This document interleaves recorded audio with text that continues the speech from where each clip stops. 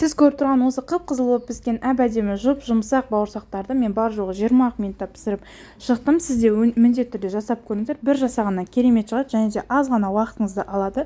Ал ішін көріп тұрсыздар, өте кәуек болып, әдемі болып піскен қыздар. Ең алдымен қамыр дайындаймыз. Ол үшін бізге айран керек. Айранның градусы маңызды емес. Үстіне сода салып, бір 5 минут, 3 минутқа қойып қоямыз.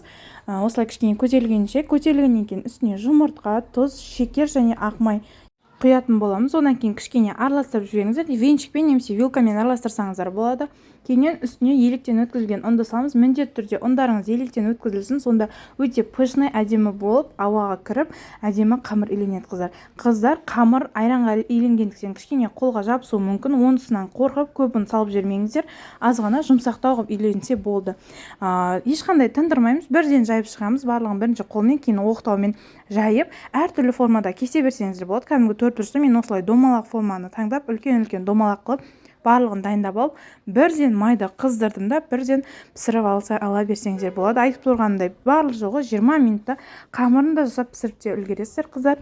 Қызып тұрған майды көбірек құйып пісіріп, қып-қызыл етіп пісіріп алды қыздар. Міндетті түрде жасап көріңіздер. Қонақ келеді деген кезде жасасаңыздар болады. Видеоларым ұнаған болса, арнама жазылып, колокольчикті басып алыңыздар. Рахмет.